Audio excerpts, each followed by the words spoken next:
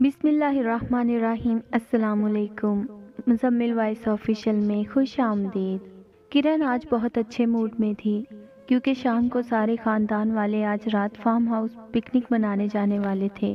Night stay کے لیے سارے کزنز اور خالہ وغیرہ دوپہر تک جمع ہونا شروع ہو گئے۔ شام تک کوچ بھی آ گئی۔ ماموں نے کھانے والے کو فون کر کے بلوا لیا۔ سب کزنز نے سامان کوسٹر کی چھت پر رکھنا شروع کیا۔ مغرب تک وہ لوگ نکل گئے فارم ہاؤس کی طرف۔ یہ فارم ہاؤس اوپر ہائی وے پر واقع تھا جس کے چاروں طرف کوئی آبادی نہ تھی اور اندھیرا خوب تھا۔ جب یہ فارم ہاؤس پہنچے تو سامان وغیرہ نکال کر سب سیٹل ہو گئے۔ فارم ہاؤس میں ایک پول، 2 کمرے اور بڑا سا گارڈن تھا جہاں بہت سارے نیم کے درخت تھے جس کے نیچے جھولے لگے ہوئے تھے۔ سارے لڑکے پول میں کود گئے اور ساری لڑکیاں جھولوں کی طرف جانے لگیں۔ گھر کی بزرگ عورتوں نے منع بھی کیا کہ بیٹا رات میں درخت کے نیچے مت جاؤ، پر لڑکیاں اپنی موج میں سب انسنی کرتے ہوئے جھولوں کی طرف چل دیے۔ کرن کی امی نے اسے کہا بھی اچھا بال تو باندھ لو، پر وہ انسنی کر کے چلتی بنی۔ جھولا جھولتے ہوئے کچھ دیر ہی گزری تھی کہ کرن کو لگا کہ کوئی پیچھے سے اسے جھولا جھلا رہا ہے۔ پہلے تو کرن اسے اپنا وہم سمجھی، پھر تھوڑی دیر بعد کرن کو اپنی گردن پر گرم گرم سانسیں محسوس ہوئیں۔ کرن کو لگا جیسے کوئی وجود اس کے بال کندھوں سے ہٹا کر اس کی گردن پر پھونک ماری ہو۔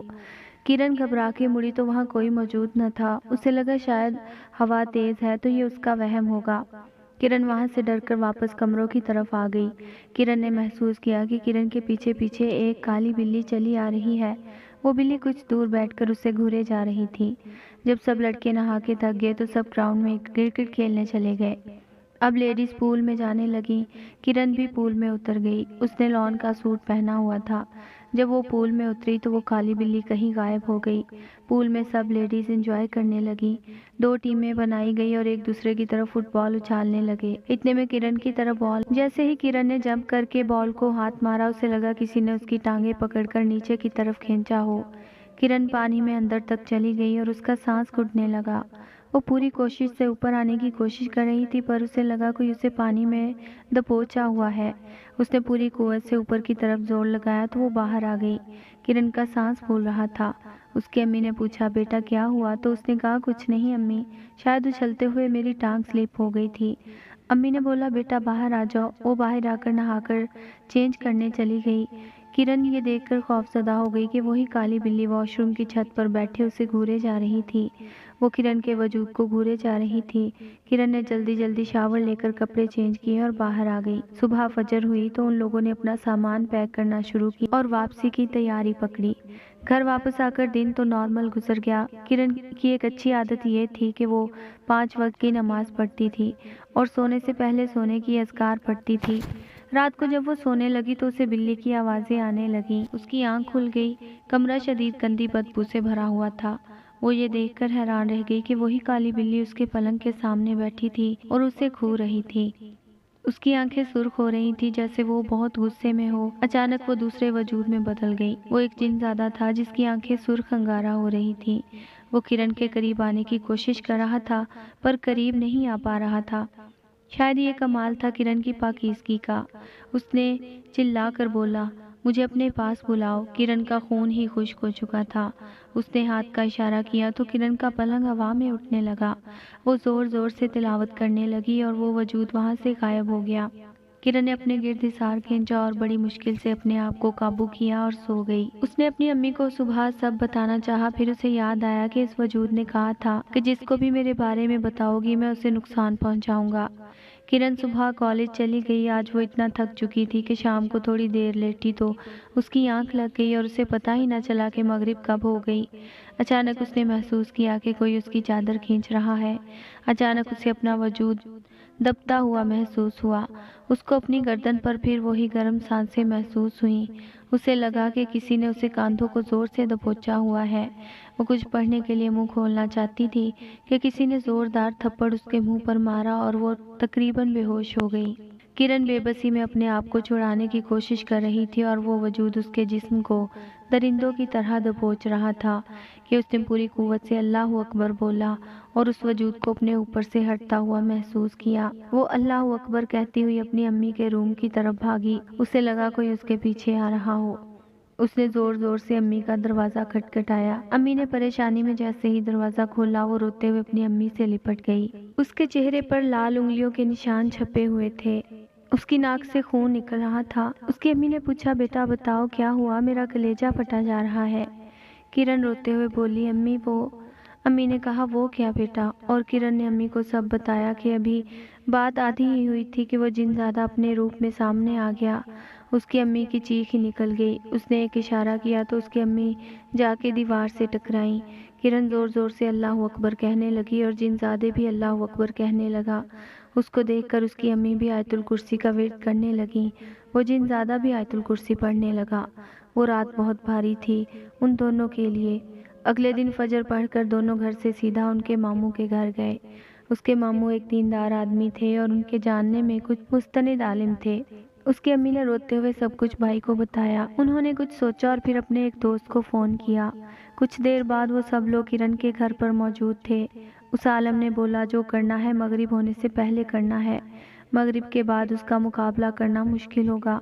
انہوں نے ایک حصار کھینچا اور سب کو تلقین کی، کچھ بھی ہو جائے حصار سے باہر نہیں آنا۔ انہوں نے قرآن کی آیات کا ورد شروع کر دیا۔ کچھ دیر میں وہی کالی بلی وہاں سامنے دروازے سے داخل ہوئی۔ وہ اتنی زور سے چلا رہی تھی کہ اس کی آواز سے شیشے بھی ہل رہے تھے۔ عامل نے جیسے ہی آب زمزم اس پر پھینکا تو وہ اپنی اصلی شکل میں تبدیل ہو گیا۔ وہ بہت ہی خوب روح تھا۔ وہ عامل کو گھورے جا رہا تھا۔ انہوں نے اس سے پوچھا کہ کیوں آیا ہے یہاں؟ وہ زور سے چلایا، نہیں بتاؤں گا۔ عامل انکل نے پھر آب زمزم اس کے منہ پر مارا۔ وہ زور سے چلایا۔ انہوں نے پھر اپنا سوال دہرایا۔ وہ بولا، اس کے لیے؟ عامل انکل نے پوچھا، پوری بات بتا۔ وہ بولا، یہ لڑکی میرے درخت والے گھر کے نیچے جھول رہی تھی جبکہ وہ جھولا میں نے لگایا تھا۔ اپنے جھولنے کی خاطر مجھے غصہ آ گیا، تبھی میں اس کے پیچھے پڑ گیا۔ عامل انکل نے اسے کہا کہ چلا جا یہاں سے جہاں سے آیا ہے، ورنہ میں تجھے جلا دوں گا۔ وہ چلانے لگا، نہیں جاؤں گا۔ عامل انکل نے پھر کچھ آیات پڑھی اور آب زمزم اس کے منہ پر مارا۔ کافی دیر تک یہ سلسلہ چلتا رہا کہ اچانک اتنے میں مغرب کی اذان شروع ہو گئی اور وہ بھی اذان دینے لگا تو عامل انکل ہوا میں اٹھنا شروع ہو گئے۔ کرن کو لگا کہ اب اس کو کوئی نہیں بچا پائے گا۔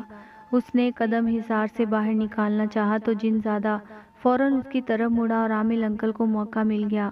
انہوں نے جلدی جلدی آیات کا ورد شروع کیا اور اپنے چاروں طرف زمزم سے ایک دائرہ بنا لیا اور کرن کو ہاتھ کے اشارے سے منع کیا کہ باہر نہ آنا۔ اب وہ جن زادہ پھر عامل انکل کی طرف مڑا۔ اس نے بڑی کوشش کی پر وہ ان کے قریب نہ جا سکا۔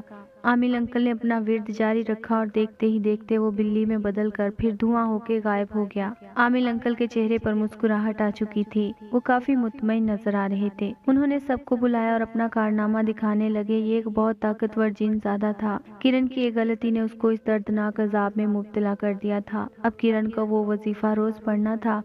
مغرب کی نماز کے بعد ایک دن کرن وہ پڑھنا بھول گئی اور اس نے اپنے کمرے میں پھر وہی بدبو محسوس کی۔ کرن کو پھر وہی بدبو محسوس ہونے لگی۔ اسے یاد آیا کہ وہ وظیفہ پڑھنا بھول گئی ہے اور اس نے جلدی جلدی ورد شروع کیا۔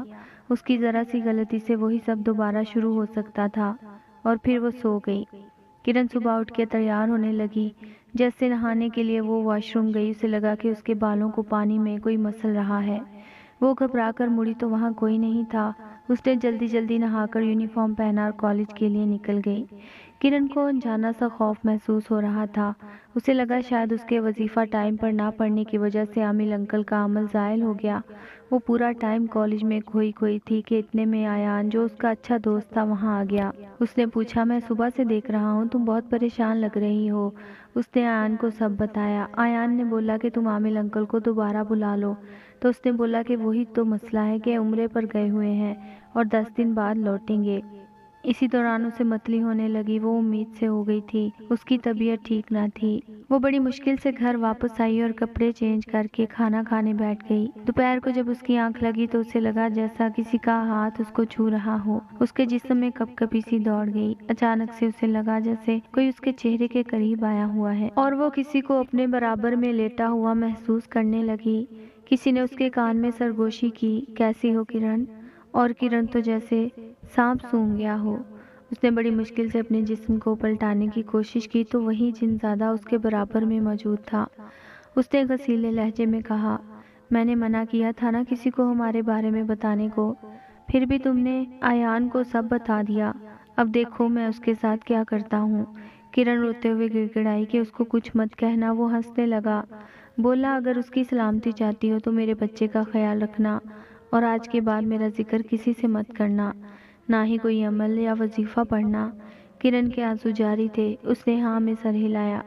کرن اب بے بس تھی، اس نے بولا کہ اب بولو، آؤ میرے پاس۔ کرن نے نہ جانے کیا سوچ کر بولا، اتنی بھی کیا جلدی ہے، تم رات میں آنا، تیار رہوں گی۔ وہ مسکراتے ہوئے غائب ہو گیا۔ شام تک کرن نے انٹرنیٹ پر کئی طریقے ڈھونڈے اور رات کو جب وہ سونے لیٹی تو اسے کسی کا ہاتھ اپنے جسم پر محسوس ہونے لگا۔ اس نے اس کو کاندھوں سے پکڑ کر زور سے دبایا اور بولا کہ بولو، آؤ میرے پاس۔ کرن نے یہ پڑھ رکھا تھا کہ جب تک انسان خود سے اجازت نہ دے، جنات انسانی جسم پر پورا قابض نہیں ہو سکتے۔ کرن نے اپنی پوری طاقت سے اس کا ہاتھ پکڑا اور اس کو دبوچ کر اس کے جسم پر آب زمزم اڈیلنا شروع کر دیا۔ اس نے یہ طریقہ نیٹ سے پڑھا تھا، اگر آب زمزم پورا جنات کے جسم پر ڈالا جائے ایسے کہ ان کے جسم کا کوئی حصہ بھی سوکھا نہ رہے تو وہ جل کر خاک ہو جاتے ہیں، پر اگر تھوڑا سا حصہ بھی سوکھا رہ گیا تو وہ بچ جاتے ہیں۔ کرن پہلے ہی پورا کین چھپا کر لیٹی ہوئی تھی، اب وہ جن زیادہ چیخیں مار رہا تھا، پر کرن اس کو مضبوطی سے پکڑے ہوئے تھی اور زمزم انڈیلے جا رہی تھی۔